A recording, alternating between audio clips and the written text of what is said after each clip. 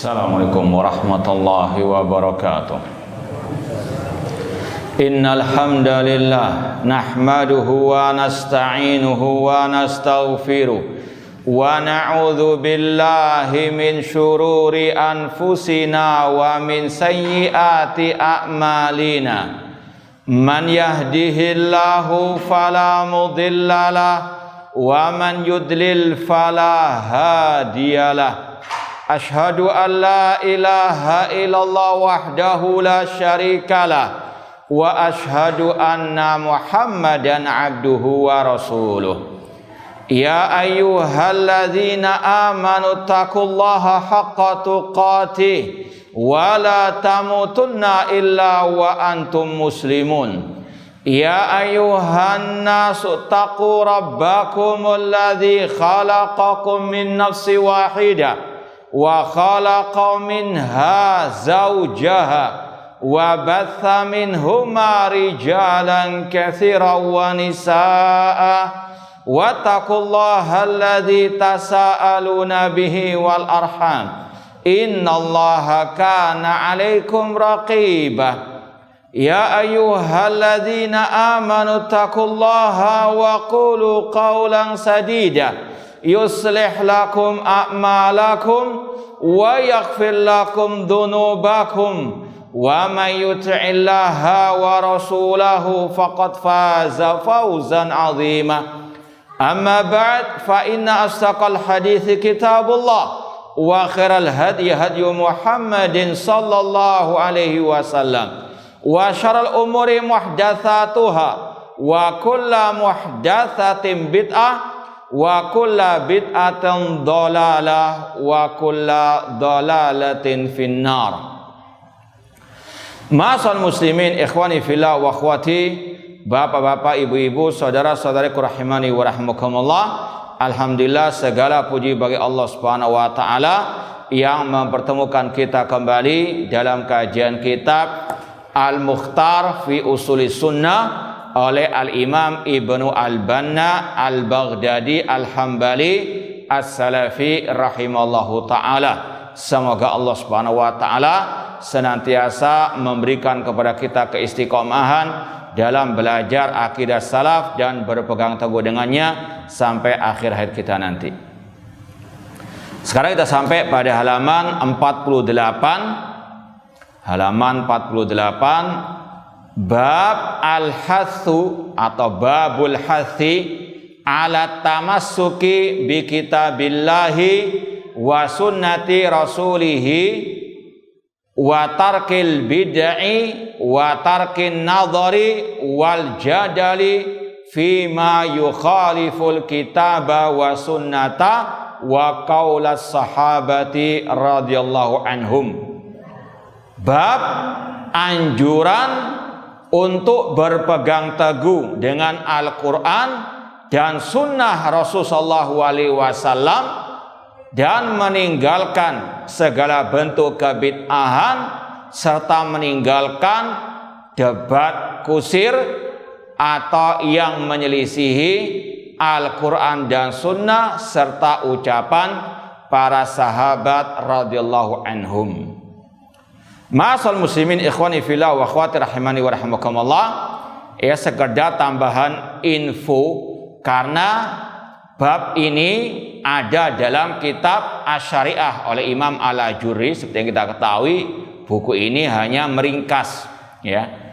Sebelum bab ini, kalau antum lihat kitab Asy-Syariah oleh Imam Al-Ajurri, setelah hadis perpecahan umat, ya kan kita terakhir kemarin bahas hadis perpecahan umat, kemudian ditutup oleh ucapan Imam Al-Ajurri. Kemudian setelah itu ada bab tentang su'u madhabil khawarij, ya. Jadi sekedar tambah referensi mungkin bahwasanya dalam kitab Asy-Syariah sebelum bab ini ada bab khusus bantahan kepada kelompok Al-Khawarij, kelompok, ya kalau sekarang bahnya teroris lah. Itu sekali lagi ada bab khusus tentang kelompok Al-Khawarij sebelum kitab ini, ya, sebelum bab Al-Hathi ala tamasuk bi kitabillah wa sunnati rasulihi. Ma'asal muslimin ikhwani fillah wa akhwati rahimani wa rahimakumullah. Bab ini ada dua poin penting sebetulnya. Yang pertama berkaitan dengan wajibnya berpegang teguh dengan as-sunnah sekaligus meninggalkan bid'ah. Dan yang ketiga atau kalau mungkin bisa dikatakan satu dua juga bisa berpegang teguh dengan sunnah. Yang kedua berkaitan dengan larangan berbuat bid'ah. Yang ketiga berkaitan dengan larangan debat kusir. Kemudian Imam Ibnu Al-Banna di sini membawakan hadis Al-Irbad bin Sariyah radhiyallahu anhu. Ya, kalau kita lihat di kitab syariah itu susunannya nggak sama dengan ini, ya. Sekedar ya perbandingan saja. Kalau di kitab Asy-Syariah itu dimulai nanti dengan hadis yang riwayat 11 itu, poin 11. Ya. Demikian pula yang setelahnya. Intinya tidak ada masalah. Cuma ini sekedar perbandingan antara kitab Asy-Syariah dengan ringkasannya di sini. Kita baca poin ke-10, kata al-muallif Ibnu Al-Banna rahimahullah, akhbarana Abul Qasim Ubaidullah ibn Umar al-Faqih al-Misri rahimahullah qala haddatsana an-Najjad qala haddatsana Abdul Malik ibn Muhammad qala haddatsana Abu Asim yakni Ad-Dhahhak ibn Makhlad. Ini sekedar penjelasan kata-kata yakni, ya, terutama yang pernah belajar bahasa Arab, dan ini juga sering kita dengar dari Syekh Abdul Muhsin Al-Abbad Al-Badr. Kalau ada kata-kata seperti ini, yakni lahu qail wa lahu fa'il. Jadi kata-kata yakni itu ada yang mengucapkannya, ada fa'il dalam fi'il yakni ini. Ya, kalau orang ngomong bahasa Arab jangan asal yakni. Ya, kadang ada sekedar untuk menyusun siasat berbicara, ada kata-kata yakni. Ya, mungkin secara bahasa Indonesia juga sama kurang lebih, yakni yaitu, ya. Tapi di sini kalau dalam bahasa Arab ada istilahnya lahu qail wa lahu fa'il. Yakni di sini yang mengucapkannya kira-kira siapa kalau antum tahu? Hah? Siapa? Ibnu mana Yazid?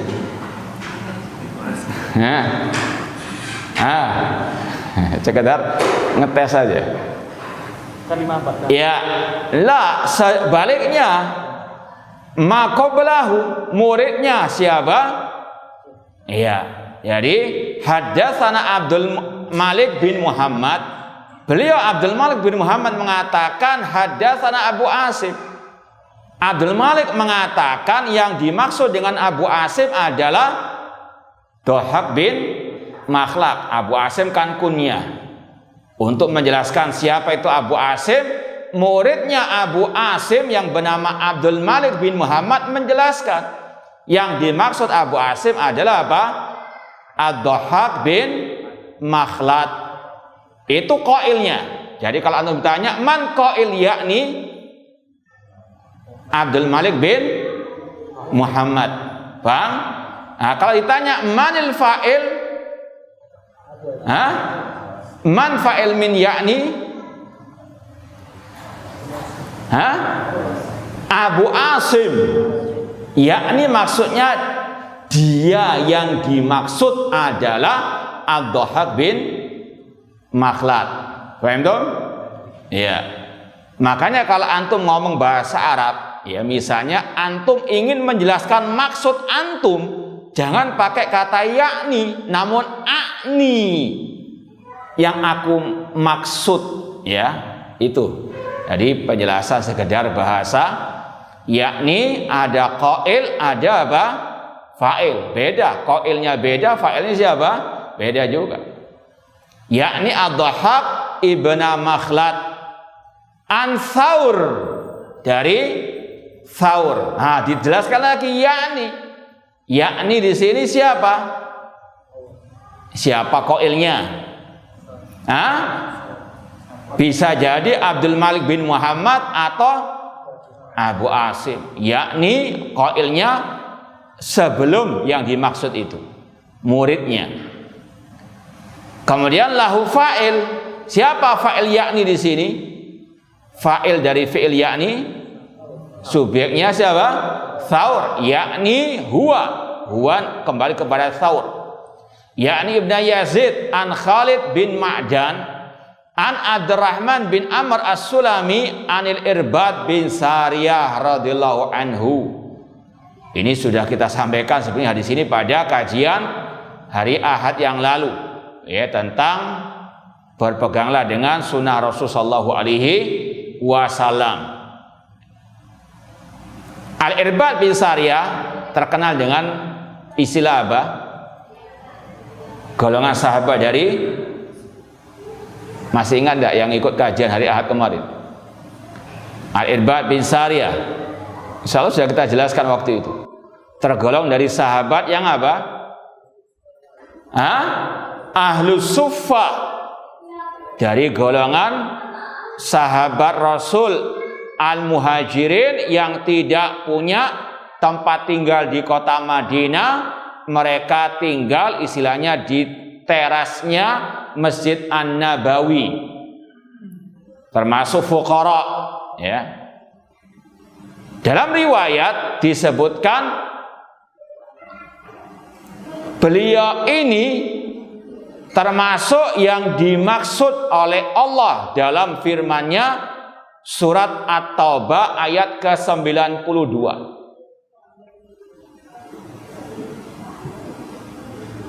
Wala 'alal ladzina idza ma atau kalitahmilahum qulta la ajidu ma ahmilukum tawallaw wa a'yunuhum tafidhu minad dam'i hazanan alla yajidu ma yunfiqun.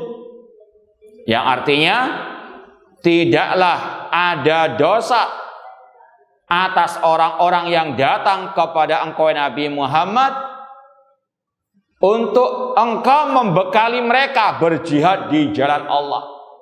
Artinya mereka ini ahlu suffah, dari kalangan para sahabat yang fuqara. Mereka ingin berjihad bersama Ar-Rasul SAW, namun mereka nggak punya bekal, nggak punya tunggangan.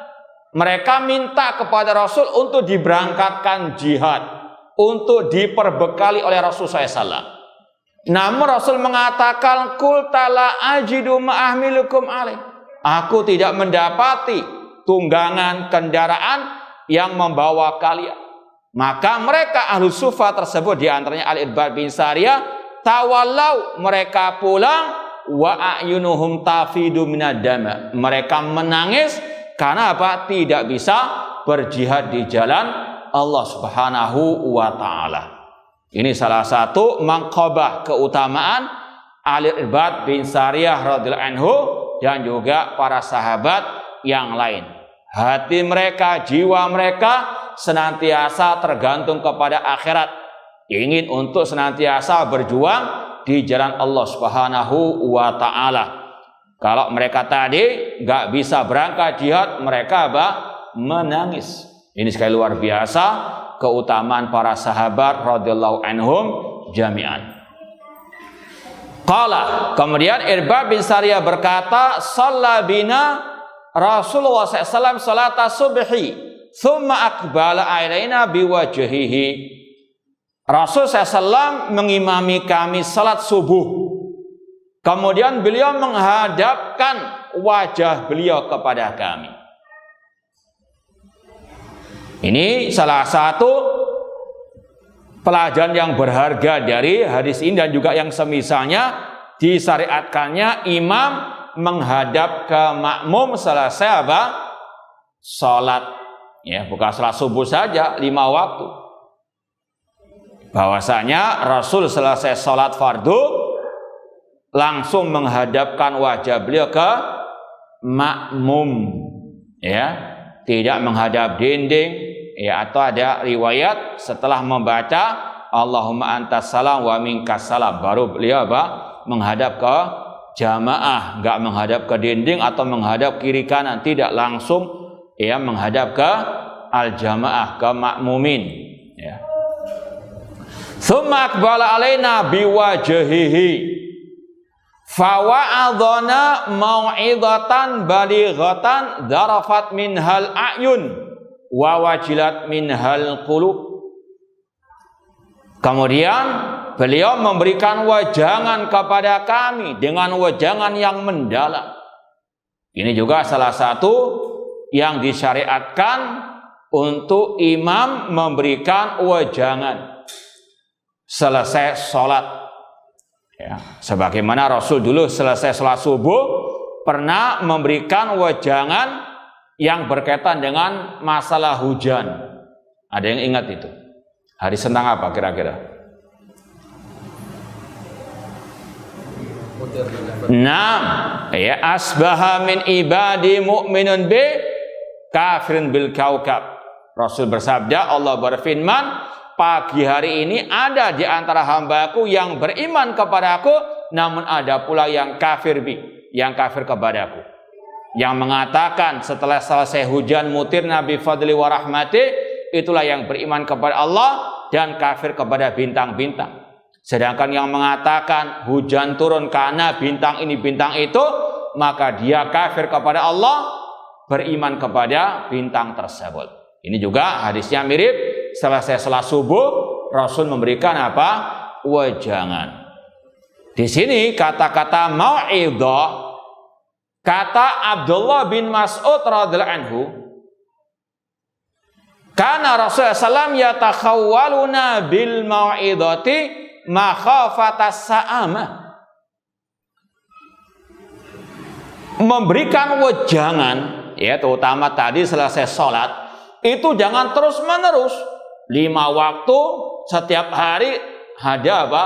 Kultum ba'da sholat. Ini tidak sesuai dengan sunnahnya Rasul. Kata Abdullah bin Mas'ud radhiyallahu anhu, Rasul SAW itu memberikan kepada kami wejangan yang ya tidak sering-sering, ya menyelingi istilahnya, menyelingi mau'idhah tersebut. Ya enggak terus. Ini kan ada sebagian masjid itu setiap salat subuh pasti ada apa? Kultum. Dan kadang-kadang yang kultum yang ngawur-ngawur, yang penting siapa saya jamak yang mau naik mimbar kultum terserah. Naudzubillahi min dzalik. Ya, sudah satu penyelisihannya tadi tiap ya hari kultum subuh, kemudian juga apa? Yang kultum ya asal-asalan saja, yang penting apa? Ya bisa ngomong-ngomong. Naudzubillahi min dzalik. Kemudian kata Irbad bin Sariyah, fawa'adhana mau'izatan balighatan. Rasul memberikan kepada kami wejangan yang mendalam. Ini minal qalb ilal qalb, wejangannya dari hati masuk ke hati. Sampai apa? Zarafat minhal a'yun. Air mata kami bercucuran, hati kami bergetar. Ini sifat para sahabat Rasulullah. Hati mereka lemah lembut. Mendapatkan wejangan dari Rasul, itu langsung bercucuran air mata mereka, bergetar hati mereka. Nah, di sini ada tambahan sedikit dari ucapan Imam Al-Ajuri juga, seperti yang dinukil oleh Imam Asy-Syatibi rahimahullah dalam kitab beliau Al-I'tisam. Ya. Imam Asy-Syatibi membawakan ucapan Imam Al-Ajuri rahimahullah dalam kitab Al-I'tisam pas pembahasan hadis ini. Ya, Imam Syatibi setelah membawakan potongan hadis Irbad bin Sariyah, darafat minhal a'yun, ya, wa wajat minhal qulub, beliau mengatakan qalal imam al-alim as-sunni Abu Bakar al-Ajuri radhiyallahu anhu. Ya, sekali lagi Imam Syatibi berkata seorang imam yang alim as-sunni, ya, alias salafi, yaitu Abu Bakar al-Ajuri radhiyallahu anhu. Beliau Imam al-Ajuri berkata, "Mayyizu hadal kalam fa innahu lam yakul sarakhna min mau'izatin wala za'afna wala za'abna wala tarakna ala ru'usina wala darabna ala sudurina wala zafanna wala raqasna. Kata Imam Al-Ajuri rahimahullah ketika mengomentari hadis Irbad bin Sariyah tentang istilah Rasul memberikan wejangan yang mendalam sampai air mata kami bercucuran, hati kami bergetar. Kata beliau, bedakanlah ucapan Irbad bin Sariyah ini tentang sikap sahabat ketika mendapatkan wejangan. Mereka hanya mencucurkan air mata, bergetar hati mereka. Dan Irbad bin Sariyah tidak mengatakan kami teriak ketika mendapatkan apa? Wejangan. Kami tidak jerat-jerit istilahnya ketika mendapatkan wejangan tersebut. Dan tidaklah kami sampai goyang-goyang kepala, tidak. Ya, wala darabna ala sudurina. Kita juga tidak pernah memukul-mukul dada kita. Ya. Wala zafatna wala raqasna, dan juga kita enggak menari-nari ketika mendapatkan wejangan tersebut. Kama yaf'alu katsirun minal juhal, seperti yang dilakukan oleh kebanyakan orang-orang jahil. Yasrakhuna indal mawa'id, mereka teriak-teriak ketika mendapatkan wejangan tersebut. Wa yaz'aqun wa yataghasyaun, bahkan mereka pura-pura pingsan, kayaknya khusyuk padahal lebay. Qala Imam Al-Ajuri berkata, wa hadza kulluhu minasyaiton yal'abu bihim. Ini semuanya yaitu tadi yang ketika mendengarkan khutbah teriak-teriak, istilahnya kayak menyambut mereka, ya, atau mungkin tepuk tangan dan seterusnya, ya. Maka kata Imam Al-Ajuri, ini adalah dari setan yang mempermainkan mereka. Digambarkan seolah-olah mereka khusyuk. Wa hadza kulluhu bid'atun wa dhalalah. Ini semuanya adalah bid'ah yang sesat. Wa yuqalu liman fa'ala hadza i'lam anna nabiyya sallallahu alaihi wasallam asdaqun nasi mau'idatan.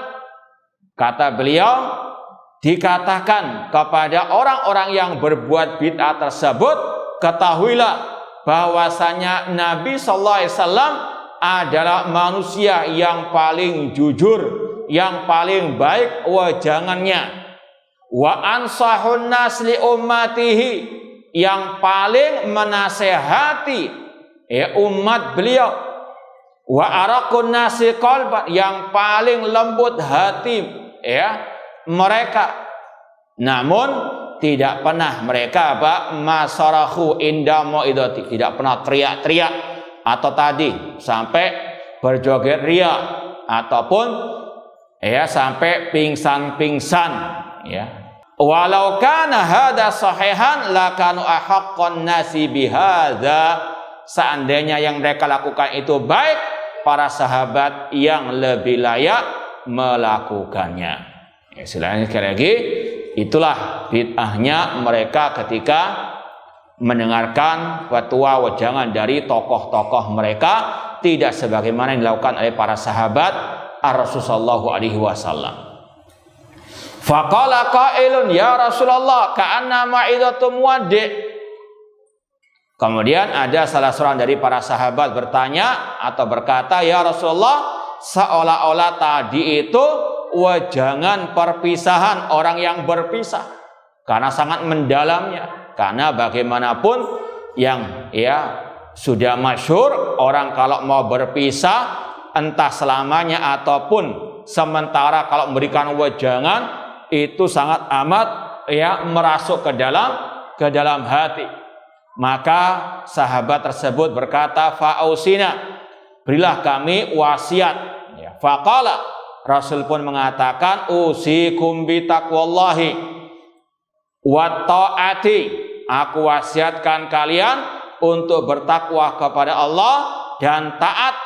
Wa in kana abdan habasyian, meskipun pemimpin dari budak Ethiopia.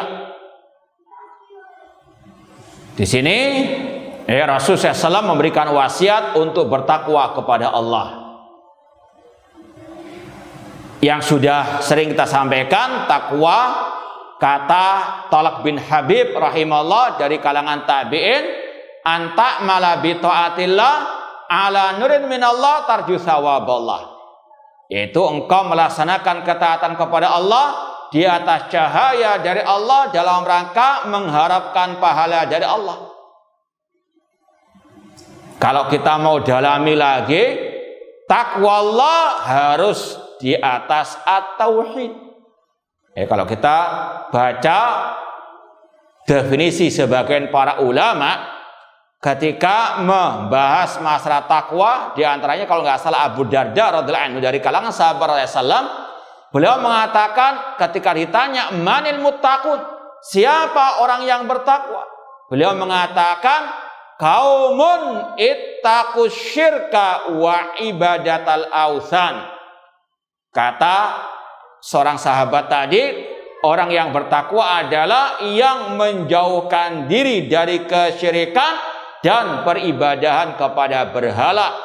Wa akhlasu lillahi bil ibadah, dan mereka mengikhlaskan ibadah hanya kepada Allah. Ya.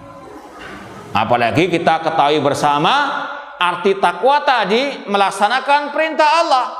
Dan perintah Allah yang paling mulia, yang paling agung, perintah untuk apa? Bertauhid. Maka ini sekedar meluruskan sebagian orang yang ketika dibacakan kata-kata takwa Allah, nasihat takwa hanya berkaitan dengan melaksanakan sholat, melaksanakan perintah-perintah Allah yang berkaitan dengan tadi kewajiban-kewajiban, lupa dengan yang paling wajib, yaitu perintah untuk bertauhid. Demikian pula ketika dikatakan takwa adalah meninggalkan maksiat kepada Allah, yang terbetik meninggalkan berzina, minum khamar, judi, dan semisal dengannya. Padahal ada yang lebih harus dijauh, yaitu asyirku billah. Seperti yang sudah sering kita sampaikan, bahkan ayat Al-Quran yang pertama bentuknya perintah untuk bertauhid, ya ayyuhan nasu budu rabbakum, dan larangan pertama dalam Al-Quran larangan tentang berbuat syirik, fala taj'alu lillahi andada wa antum ta'lamun. Maka perintah bertakwa pertama kali adalah perintah untuk bertauhid dan sekaligus larangan dari berbuat asyirk. Nah, kemudian wa ta'ah wa in kana abdan habasyiyah, wajibnya mentaati pemimpin kaum muslimin meskipun dari budak Ethiopia.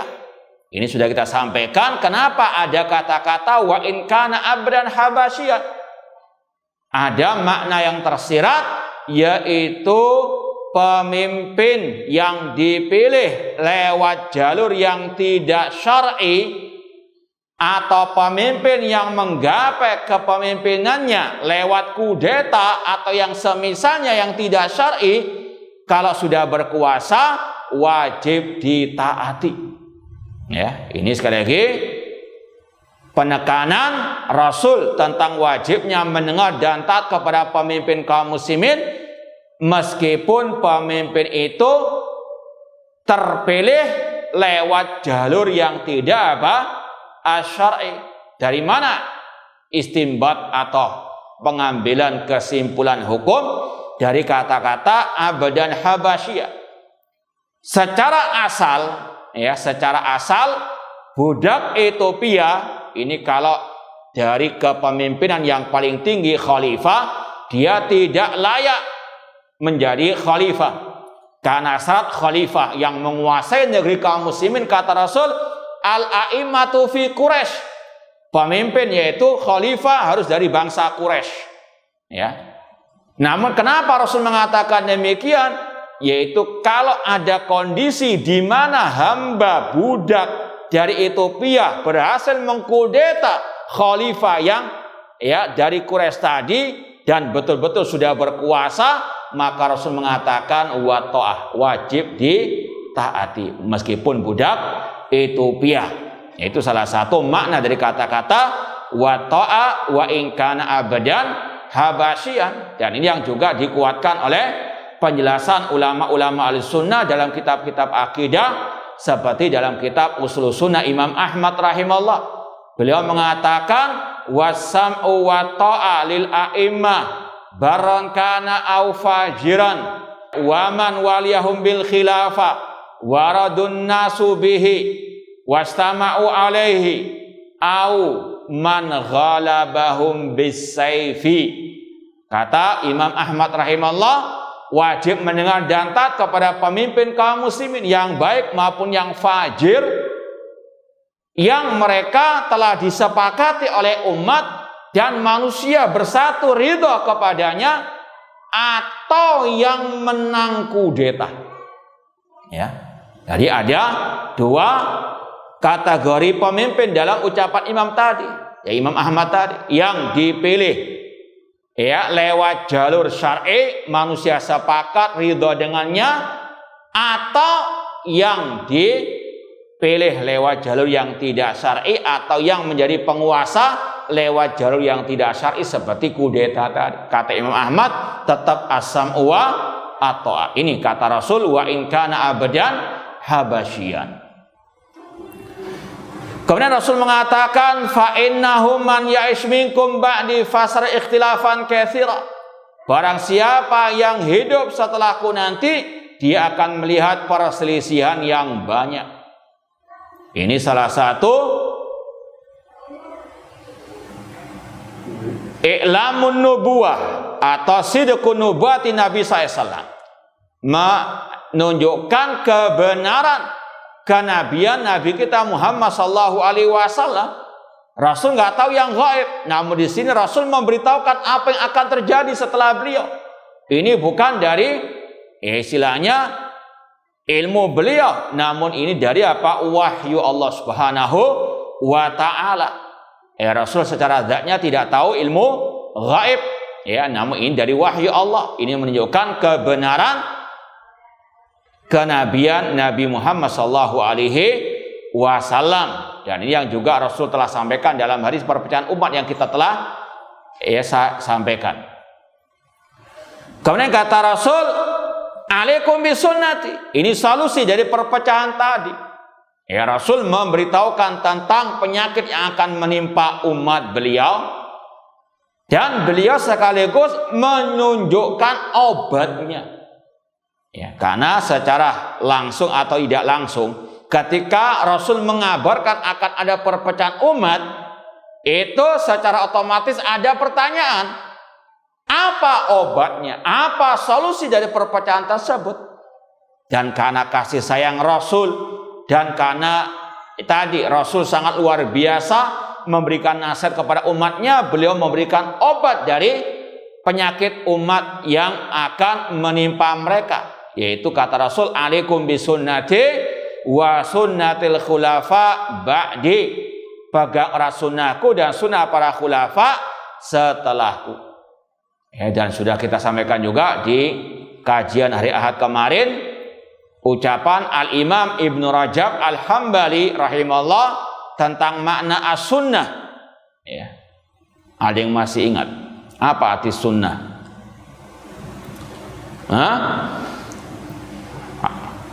Ibnu Rajab Al-Hambali ketika mensyarah hadis ini dalam kitab beliau Jami'ul wal Hikam, beliau mengatakan as-sunnah hiya tariqatul masluka.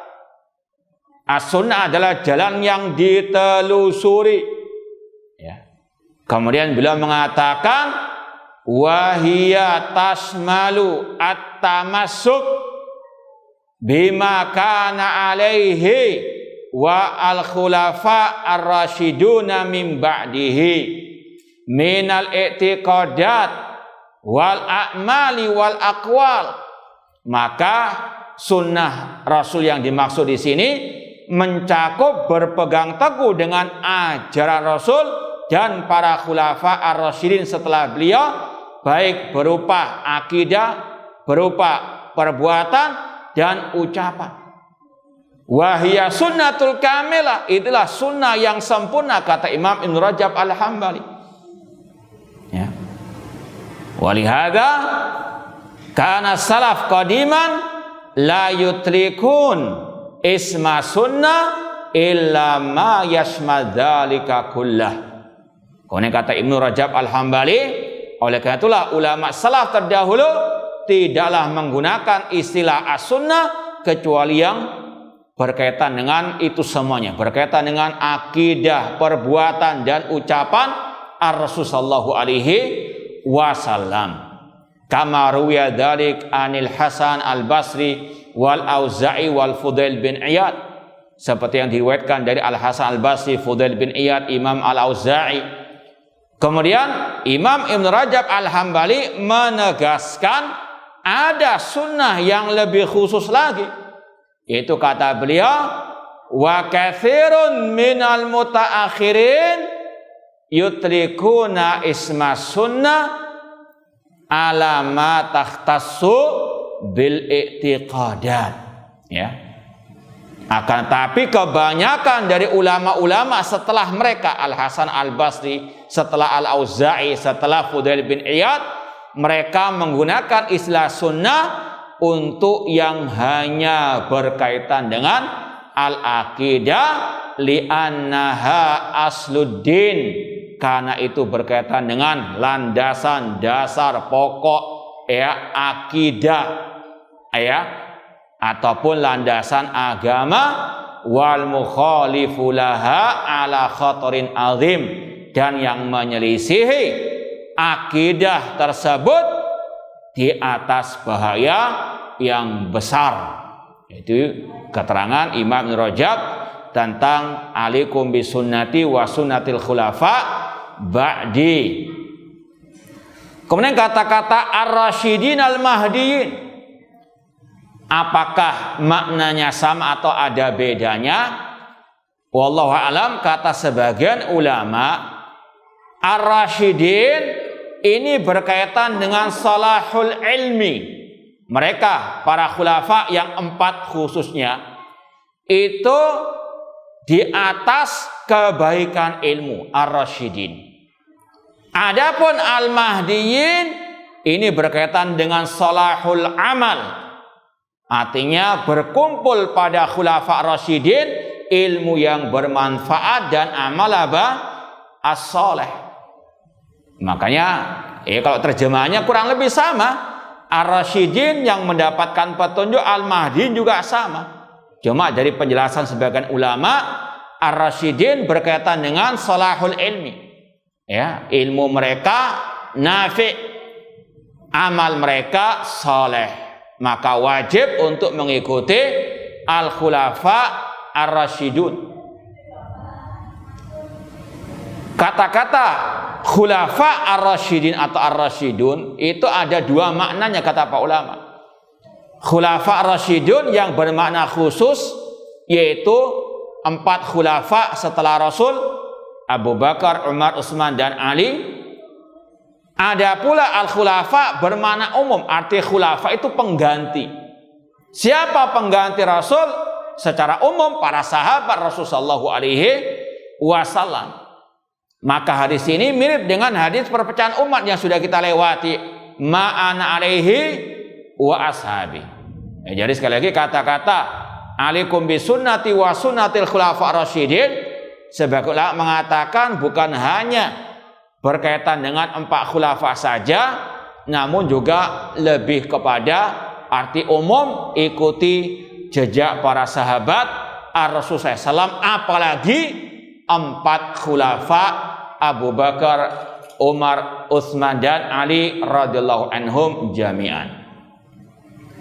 Wa'adu 'alaiha bin nawajid, gigit erat dengan gigi geraham kalian. Ini untuk apa?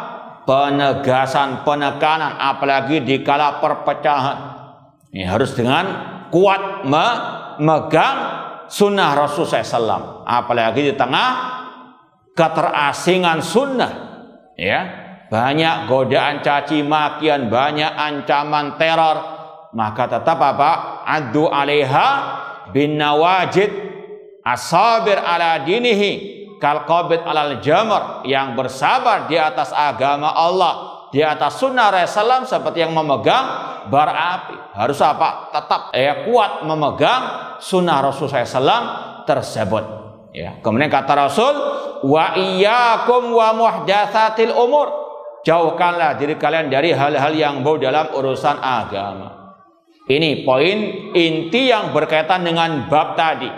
Alaikum bisunnati wa sunnatil khulafaur rasyidin, berkaitan dengan bab anjuran berpegang teguh dengan Al-Quran dan sunnah Rasulullah SAW. Iyyakum wa muhdatsatil umur, jauhkanlah diri kalian dari hal-hal yang baru dalam urusan agama. Ini bab tarku al-bid'ah, wajibnya meninggalkan apa? Kebid'ahan. Ya, bukan malah ikut perayaan bid'ah atau bahkan apa? Yang ngisi kajian di perayaan apa? Bid'ah. Naudzubillahi min dzalik. Wa iyyakum wa muhdatsatil umur fa inna kulla bid'atin dhalalah, karena setiap bid'ah itu sesat, kata Rasulullah alaihi wasallam. Ini sekali lagi bid'ah dalam urusan agama.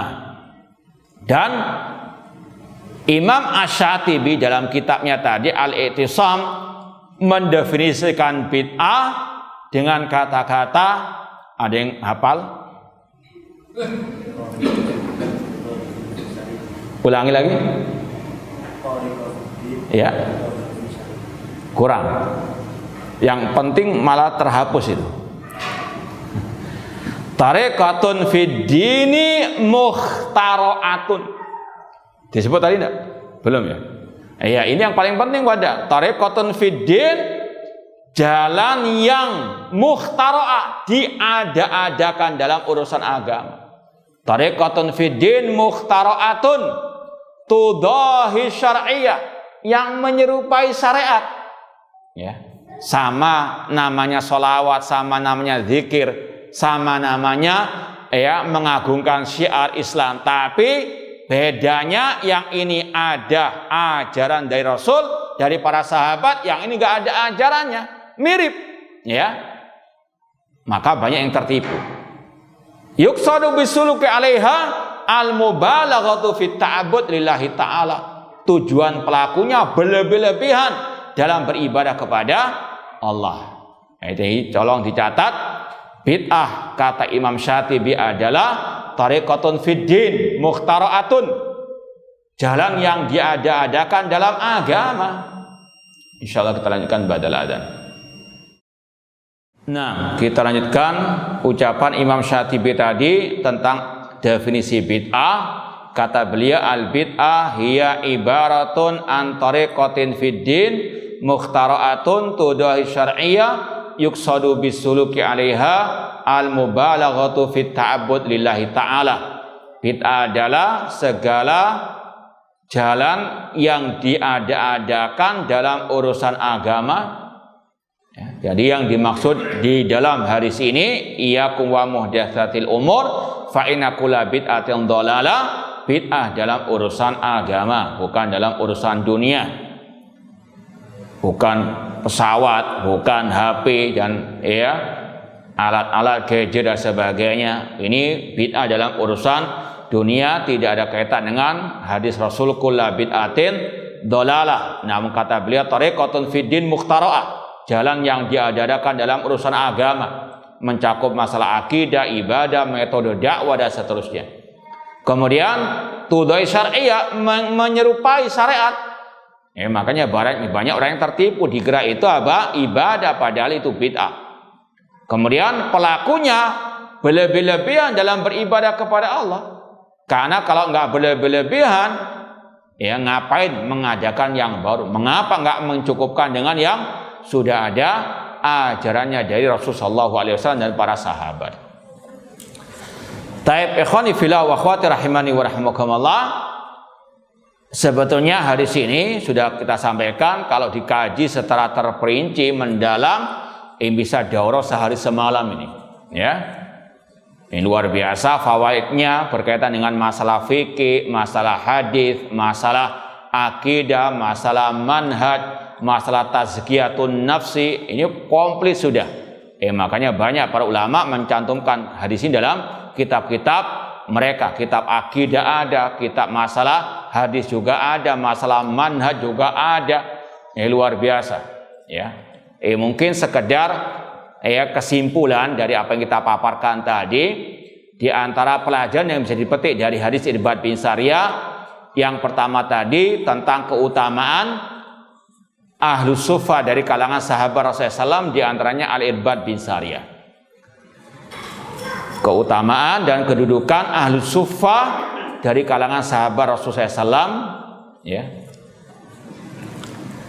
Terutama yang tadi berkaitan dengan ayat At-Taubah 92. Kemudian yang kedua berkaitan dengan tadi disyariatkannya imam menghadap ke arah makmum selesai salam atau selesai membaca Allahumma antas salam, zikir selesai sholat.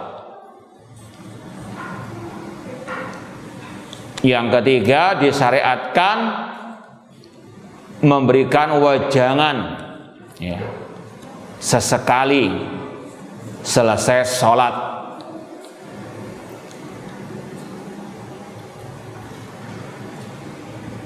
Kemudian di antara faedah berikutnya dianjurkan kepada dai memberikan wejangan yang mendalam, yang bisa menyentuh hati tanpa menyelisih syariat.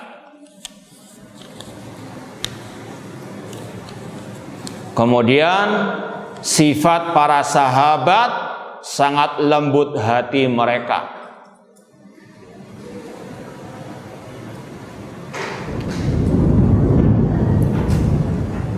Yang berapa lagi? 6. Semangat para sahabat menimba ilmu kepada Rasul. Semangat para sahabat menimba ilmu kepada Rasul, yaitu dari kata-kata fa'ausina, berilah kami wasiat.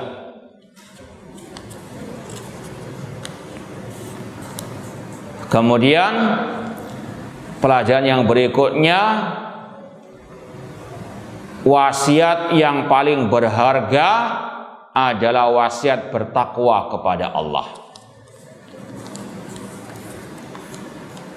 Makanya setiap khutbatul hajah Rasul iringi juga dengan ayat yang berkaitan dengan takwa. Ittaqullaha haqqa tuqatih ya ayyuhan nasu taqu rabbakum. Namun dengan tadi catatan di antara mana takwa melaksanakan at-tauhid, meninggalkan syirik.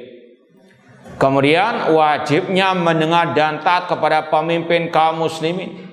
Wajibnya mendengar dan taat kepada pemimpin kaum muslimin dalam hal yang tidak bermaksiat kepada Allah.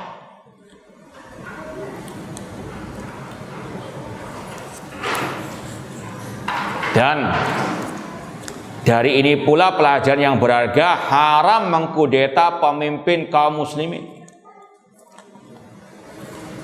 Perintah taat berarti larangan dari memberontak kepada pemimpin kaum muslimin.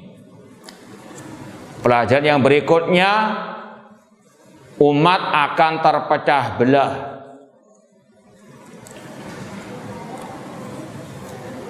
Sebagaimana dalam hadis perpecahan yang sudah kita sampaikan. Kemudian solusi dari perpecahan umat berpegang teguh dengan sunnah Rasul dan khulafa rasyidin.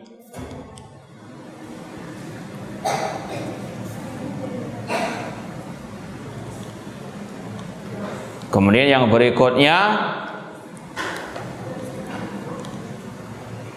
as-sunnah lebih khusus berkaitan dengan akidah, sebagaimana kata Imam Ibn Rajab tadi.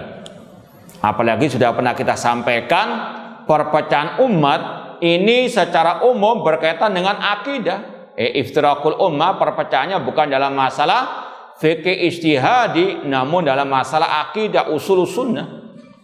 Maka alaikum bisunnati, tadi kata Ibn Rajab Al-Hambali, dikhususkan oleh sebagian ulama salaf tentang masalah yaitu akidah. Makanya Syekh Abdul Muhsin Al-Abbad Al-Badr dalam kitab Al-Hath ala Tamassuk bis Sunnah Beliau menyebutkan ada 4 makna as-sunnah jika dimutlakan.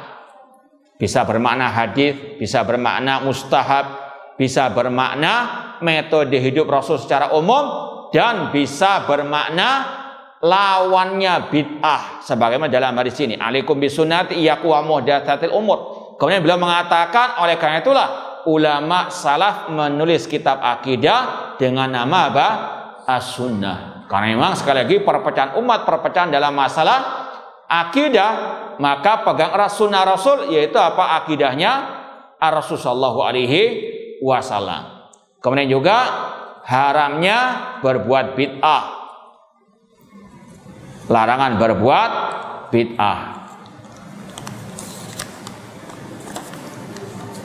Dan yang terakhir, meskipun bukan yang akhir, bid'ah itu semuanya sesat. Ini ada pertanyaan, wejangan Nabi setelah sholat subuh, setelah zikir atau langsung? Ya, wallahu alam, yang dohirnya langsung. Ya, akbala alaina biwajhi fa wa'adona. Seandainya selesai zikir, maka akan disampaikan ba'da insirah minadz dzikr atau ba'da intihai dzikr. Wallahu alam. Kemudian wejangan diiringi dengan takbir seperti yang sekarang banyak dilakukan orang. Itu dikata Imam Al-Ajuri termasuk apa?